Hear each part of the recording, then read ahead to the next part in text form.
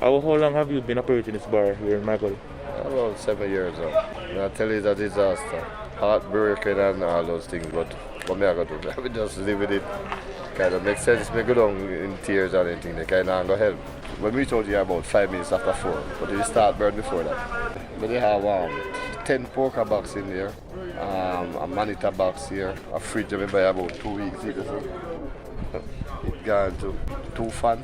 Money them with poker mechanics, the whole of them burn up in there. The bar money when we make. Some people they out there earlier, they say it look like somebody light it because the fire start from the back door. Because when we come to the door, they come here, they come to the door, they kill me. They open the door and by the time they enter it, they realize the tap get a fire.